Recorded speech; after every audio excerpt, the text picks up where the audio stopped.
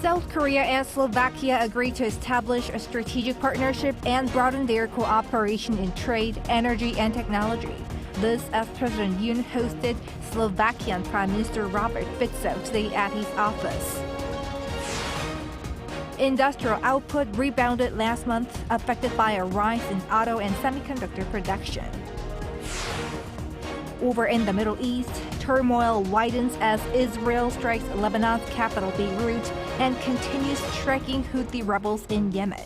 Iran vows to retaliate. It's September 30th, 6 p.m. in Seoul. This is Newscenter. Thank you for joining us. I'm Yoon-Xi. We begin with South Korea and Slovakia elevating their relationship to a new level after 3 decades of diplomatic ties. President Yoon hosted the visiting Slovak Prime Minister earlier today for cooperation on a wide range of areas, including nuclear power. Our top office correspondent Kim Do-yeon has the details. South Korea and the Slovak Republic have elevated their bilateral ties to a strategic partnership. This as President Yoon hosted Slovak Prime Minister Robert Fico on Monday at Yongsan Presidential Office as the two nations celebrate 30 years since the establishment of diplomatic ties. 이는 양국 협력 역사에 있어 새로운 이정표이자 미래 협력을 향한 중요한 토대가 될 것입니다. 양국은 전략적 동반자로서 새로운 30년을 함께 만들어 나갈 것입니다. Adopting a joint statement, both countries agreed to cooperate in several different areas, including security, science and technology, and the economy. But nuclear power cooperation was one of the highlights for both leaders. Thank you very much, Mr. President, that you positively reacted on the topic of cooperation in the field of nuclear energy. And I hope that we will continue this discussion and we will go into more details. This summit comes just over a week after President Yoon visited Slovakia's close partner nation, the Czech Republic, where South Korean and Czech companies are finalizing a deal for the construction of 2 nuclear power reactors in Dukovany. During Yoon's trip, Czech President Petr Pavel mentioned that bilateral cooperation could lead to more projects, specifically mentioning Slovakia. With that in mind, the Slovak Prime Minister's mention of nuclear power cooperation was notable, and in fact, the two leaders signed an MOU on comprehensive energy cooperation. The MOU confirms the shared commitment by the two nations to accelerate the transition of energy systems in response to climate change, which includes nuclear power among other clean energy sources. Meanwhile, the two leaders also signed another MOU on the trade and investment promotion framework. In terms of security, the two leaders also expressed strong concerns over North Korea's provocations and its military cooperation with Russia, agreeing to cooperate on denuclearization and human rights. Slovakia's Prime Minister affirmed support for South Korea's North Korea policy and the President's August 15th unification doctrine. Also, the two leaders exchanged views on the situation in Ukraine and agreed to continue cooperating on humanitarian aid and reconstruction efforts for Ukraine. Kim Do-yeon, Arirang News. Seoul, Washington, and Tokyo have agreed to enhance deterrence against North Korea's illegal cyber activities as Pyongyang targets virtual assets to fund its ballistic missile programs. This came on Friday at a virtual cybersecurity meeting between the National Security Councils of South Korea, the U.S., and Japan, raising concern over how North Korea's weapons of mass destruction and ballistic missile programs are being funded through illicit means. The three sides noted that virtual asset exchanges worldwide, including in their own countries, have been the primary targets. They call for greater awareness among private sector providers and committed to jointly tackling the source of cyber threats and virtual assets and services. The foreign ministers of South Korea and China sat down on the sidelines of the annual UN gathering in New York this past weekend and raised prospects of a summit between their leaders later this year. Our foreign affairs correspondent Bae Eun-ji reports. South Korea's Cho Tae-yeol and his Chinese counterpart Wang Yi have met again for the first time in 2 months. At their meeting in New York on Saturday local time, on the sidelines of the UN General Assembly, they agreed to hold high-level exchanges at the APEC summit in Peru in November, right after the U.S. presidential election. The two countries' presidents typically attend the annual APEC summit, meaning that South Korean President Yoon-Xi and Chinese President Xi Jinping could sit down for a bilateral meeting later this year in Peru.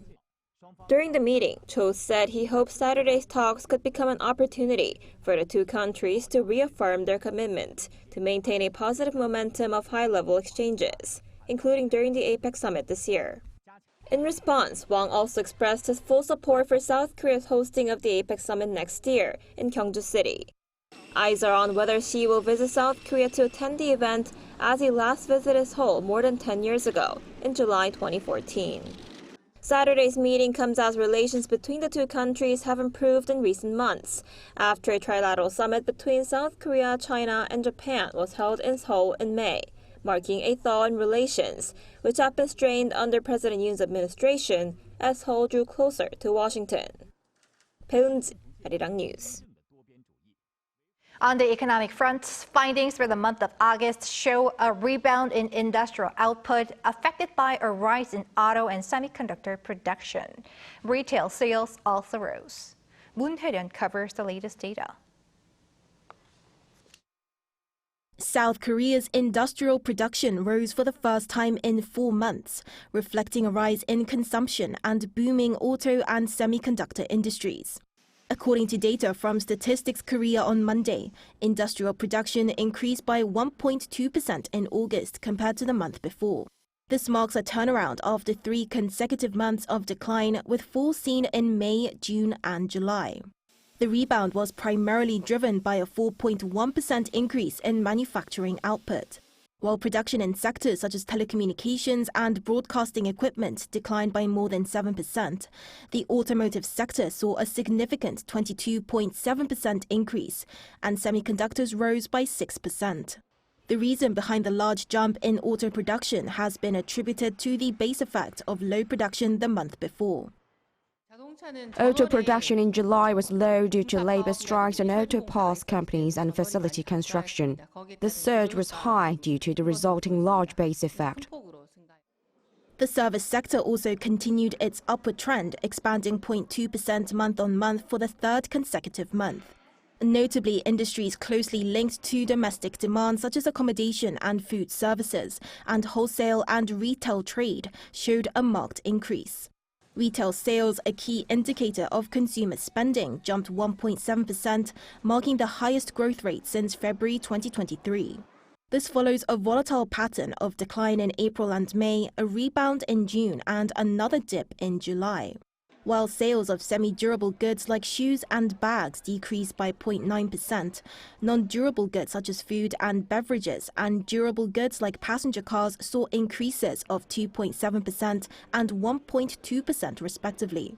However, the data also revealed a slowdown in investment. Facility investment declined by 5.4% month-on-month, primarily due to decreases in investment in transportation equipment and machinery. Construction activities also contracted by 1.2%. Moon Hae-ryun, Arirang News. The presence of self-employed workers in the country has shrunk to below 20% of the total workforce for the first time since data collection began. Lee Soo-jin with the details. The share of self-employed individuals in South Korea's workforce has fallen below the 20% level for the first time. According to Statistics Korea on Monday, based on monthly average figures from January to August this year, there were 5.6 million self-employed individuals. That's 19.7% of the total employed population, the first time that figure has dropped below 20% since related data was first collected in 1963. And these figures are unlikely to see much change with only a couple of months left in the year. The share of self-employed individuals has been seeing a downward trend since first recording 37.2% in 1963, and then falling below the 30% mark in 1989, and narrowly avoiding falling below 20% last year. This has led to the share of non-wage workers, which includes self-employed and people working their family business, falling to a record low of 22.8% this year. nearly one-third of the 68.5% recorded in 1963. The proportion of people working in their family business came to 3.1% out of the total employed this year. But the share of non-wage workers still remains relatively high compared to the rest of the OECD. Out of the 30 OECD nations, South Korea came in at 5th last year, behind Colombia, Mexico, Chile, and Costa Rica. The share of wage workers, on the other hand, came to 77.2%, a significant increase from the 31.5% in 1963. 이수진, Arirang News. Amid the rise of deep fake online sexual crimes as a serious social problem here, the South Korean media regulator had its first face-to-face meeting with Telegram last week. Telegram reportedly pledged to cooperate in removing illegal content. Shin Hyeong reports. The encrypted messaging app Telegram, where numerous chat rooms suspected of creating and distributing deepfake sexual content have been discovered recently in South Korea, has pledged zero tolerance for such deepfake criminal pornography. The Korea Communications Standards Commission announced on Monday that it had its first face-to-face meeting with Telegram on Friday, although it did not specify the location or participants. According to the commission, Telegram stated that it understands the issue of deepfake sex crimes in South Korea, adding that the platform will respond firmly to address the problem. In addition to digital sex crimes, Telegram also pledged to cooperate on addressing other illegal content on the platform, such as pornography, prostitution, drugs, and gambling. Telegram also agreed to take active measures against illegal content on its platform when requested by the Commission, which has exclusive authority over content review and legality in the country. In addition to the existing hotline, a new hotline will be set up between the Commission and Telegram to speed up responses to content violations. The KCSC possibly assessed the first meeting, expecting illegal content to be removed more swiftly. Meanwhile, the Ministry of Education reported on Monday that a total of 799 students from elementary to high school, along with 31 teachers, have fallen victim to deepfake videos this year. 신하영, Arirang News. Elsewhere, Israel strikes Iran-backed Houthi rebels in Yemen and continues to bomb Lebanon. It says more key members of the Hezbollah leadership have been eliminated while Iran vows to retaliate. Cha Yun-kyung has the latest.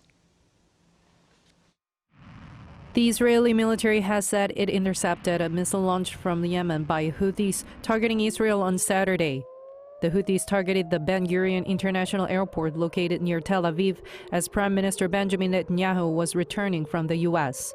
In response, Israel launched a massive attack on Yemen on Sunday, targeting the Iran-backed militant group. The Israeli strikes killed at least 4 people and injured 29 others. In Lebanon, authorities said at least 105 people had been killed by Israeli airstrikes on Sunday. Lebanon's health ministry has said more than 1,000 Lebanese have been killed and 6,000 wounded in the past 2 weeks, reporting that 1 million people have fled their homes. Marking the second such Israeli attack on Yemen in just over 2 months, the Israeli military used dozens of aircraft. The Israeli military said that the Houthis have been operating under the direction and funding of Iran, undermining regional stability and disrupting global freedom of navigation. Meanwhile, the Israeli military also announced that it has been successful in eliminating key members of the Hezbollah and Hamas leadership. Palestinian militant group Hamas said an Israeli strike killed its leader in Lebanon on Monday, while another Palestinian militant group said that 3 of its leaders were killed in a strike on Beirut during the first attack within the city center. Hamas said its leader in Lebanon was killed along with his family members in a strike in the southern city of Tyre in the early hours of Monday. Also, the Popular Front for the Liberation of Palestine, another militant group taking part in the fight against Israel, said 3 of its leaders were killed in a strike that targeted Beirut's Kola district, while there was no immediate comment from Israel's military. Amid Israel's intensifying attacks against the Iran-aligned militants and the killing of its leaders, Iran has vowed revenge on Israel. Iran's supreme leader, Ali Khamenei, vowed that the strike that killed Hezbollah's leader, Hassan Nasrallah, will not go unanswered, threatening an attack against Israel by any means possible. Cha Yun-kyung, Arirang News.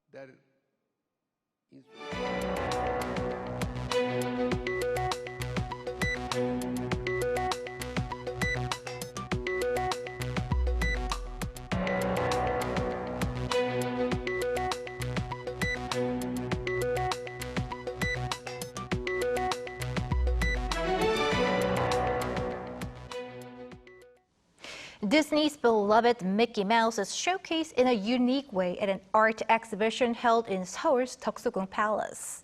Local artists creatively blended Disney characters with Korean heritage, offering a fresh twist for visitors. Our Yoon-Xi has the story. Disney's magic meets Korea's history. In collaboration with Disney Korea, the Korea Heritage Service is showcasing the work of 9 artists who have creatively blended Korea's royal heritage with cartoon characters from Mickey Mouse. The art exhibition is taking place at Deoksugung Palace in Dondokjeon Hall, which opened to the public last year, having been rebuilt in its original form. The universally recognizable character with his iconic red shorts and yellow shoes is Mickey Mouse, but this time he's wearing something different. Mickey and Minnie Mouse are wearing Korean wedding attire celebrating their marriage, while Donald Duck and Daisy Duck are dressed in traditional hanbok clothing. Disney characters appear in 십장생도, a painting from the Joseon dynasty that features 10 symbols representing longevity. The paintings are often given as gifts to wish for long life and chase away bad luck. I thought Mickey 장생도 was the perfect way to celebrate the occasions of Mickey Mouse's upcoming 100th birthday and Disney's 100th anniversary, and also the restoration of Dondokjeon after 100 years. I think seeing the beloved character Mickey Mouse in traditional Korean hanbok brings a refreshing and delightful twist that many will enjoy. Other works by different artists display the characters represented in artifacts, highlighted by different patterns, such as a lotus. Disney Korea said it was excited to work with Korean artists to bring the Disney magic to life in an unconventional way and entertain and inspire people around the world. I was so glad to see this kind of exhibition that combines Mickey and the Korean pop art culture. Yeah. Especially, I really enjoyed the statue in the middle, the ceramic one. The lotus and Mickey was really get along together, and it was really beautiful. The cartoon characters that hold a special place in many childhoods can also be found at photo spots around the rest of the palace. The exhibition runs until October 20th, so don't miss the chance to explore South Korea's history in a fun way at Dondokjeon Hall while enjoying the beauty of Deoksugung Palace in fall. Yoon-Xi, Arirang News. Korea recently hosted the world's first Webtoon Festival and related awards ceremony. Our culture correspondent Song Yujin has the highlights. Korean culture has long been defined by K-pop and K-dramas, but now a new star is in the spotlight: Webtoons. The latest data from South Korea's Culture Ministry shows the country's webtoon and cartoon industry was valued at $1.9 billion. That's up 23% from the previous year. And for the first time, exports have exceeded $100 million. So what's driving this global popularity? They're designed for mobile devices, so you can read them anywhere, anytime. The vertical format fits perfectly on smartphones, and the stories are fast-paced and trendy with each episode offering a complete storyline. So as a Webtoon powerhouse, South Korea is the host of this year's the first ever World Webtoon Festival. So here, fans can try out and start off their experience by taking a picture with their favorite characters. From pop-up stores to exhibitions dedicated to popular webtoons, there's plenty to explore. But beyond the fanfare, this festival represents something much bigger for the industry. Events like this help webtoons become more mainstream. It takes a lot of resources, and we need more public interest to keep it going. I believe as webtoon culture continues to grow, so will support and participation. This festival isn't just about celebrating the latest hits. It also pays tribute to the history of Korean webtoons. Yeolhyolgangho, or Ruler of the Land, a beloved classic in Korean comics, is celebrating its 30th anniversary this year. Today's generation is used to scrolling through webtoons rather than flipping through comic books. So since March, we've been releasing a remastered version on Naver Webtoon. It's a great way for new fans to discover our series. Cutting-edge technology like this AI-powered robot capable of drawing cartoons in real time shows how the industry continues to evolve. The festival also introduced the first ever World Webtoon Awards, honoring 10 outstanding webtoons from around the world. When the Academy Awards first started, it was just a 15-minute ceremony. Now, it's one of the most iconic events in film. We hope the World Webtoon Awards can achieve the same success, and we will provide full support to make it happen. With plans to make this an annual event, South Korea aims to expand its webtoon and cartoon market to over $3 billion in value and increase exports to $250 million by 2027. 송유진, Arirang News.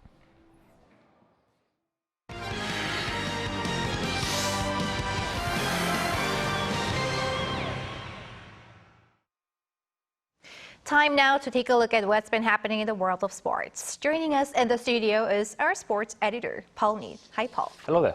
Let's start with football. The Korean national team squad was just announced this morning ahead of the October internationals. What can you tell us? Yes, that's right. Well, the captain, Son Heung-min, is in the squad despite being injured. He missed Tottenham's 3-0 win over Manchester United on Sunday after only last week complaining that there were too many games for players these days. There are the usual suspects in the squad: Kim Min-jae, Lee Gang-in, Hwang Hee-chan and Hwang In-bom. And there's a return from injury for goalkeeper Kim Sung-gyu, who last appeared for Korea in January at the Asian Cup. Stoke midfielder Bae Jun-ho returns, as does Henk striker Oh Hyun-gyu, who's back in a Korea squad for the first time since the Asian Cup. Oh scored at the weekend too, helping his team come back from behind to win 2-1. Also, there's a return for Paek Sung-ho of Birmingham City, who hasn't been involved since March, while Hibernian midfielder Kwon Hyuk-kyu gets a first call-up. Korea are away to Jordan on October 10th and then at home to Iraq on October the 15th. And sticking with the national team, the under-19s men's team has qualified for the Asian Cup. Yes, and they won all of their qualification matches as well, whilst scoring a lot of goals in the process. Before a 2-1 win over Lebanon on Sunday in Kuwait, Korea overcame Kuwait 3-0, the Northern Mariana Islands 10-0, and the United Arab Emirates 3-1. This makes them Group C winners and through to the 2025 AFC Under-20 Asian Cup to be held in China next February. And now let's move on to baseball. Fourth place in the KBO League has been decided, but there could be a tiebreaker for the fifth. That's right, there could. The Doosan Bears is a team that have sealed fourth place. They'd already guaranteed a playoff spot, but then a 4-3 win over the Lotte Giants on Thursday sealed fourth place. This means they'll be at home in the wildcard game. But who they'll be against will be decided, or could be decided, by the first ever tiebreaker. The KT Wiz and the SSG Landers both won on Saturday. For the Wiz, it was their last regular season game. The Landers, though, play the Kium Heroes tonight for theirs, and a loss would see the KT Wiz seal fifth place. If they win, though, there'll be a tiebreaker on Tuesday. The other teams to book their postseason spots are the Kia Tigers, the Samsung Lions and the LG Twins. And finally, in MLB, it looks like Kim Ha-sung is going to miss the rest of the season. Yes, I'm afraid so. He'll need to have surgery. His team, the San Diego Padres, made the announcements over the weekend. He has a small tear to the labrum of his left shoulder, an injury he picked up on August the 18th while trying to dive back to first base. According to Yonhap, Kim had been trying to overcome the injury but wasn't able to throw at full strength. His season is over, which means he's now finished his fourth and final year of his contract with the Padres. There is, though, an option to extend. All right. Thanks for that, Paul. See you next week. Thank you.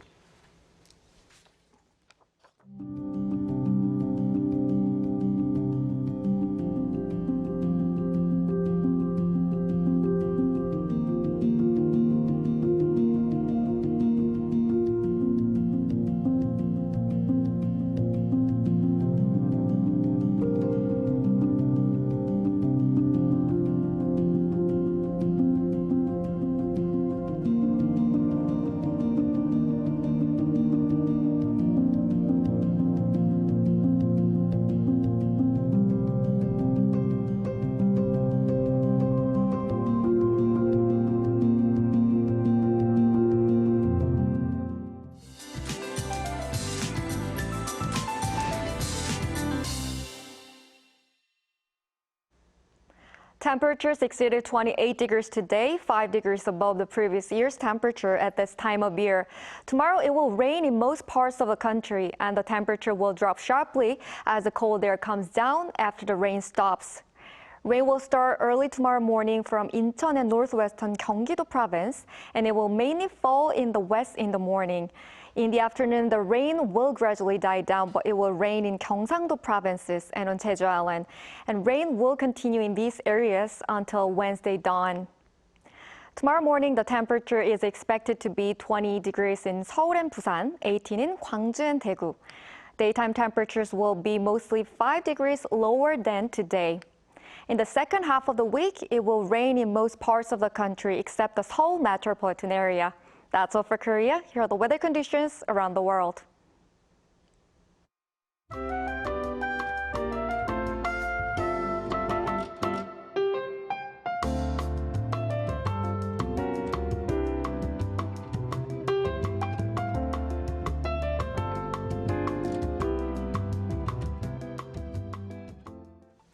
That is Newscenter for tonight. Thank you for watching. A panel session coming up.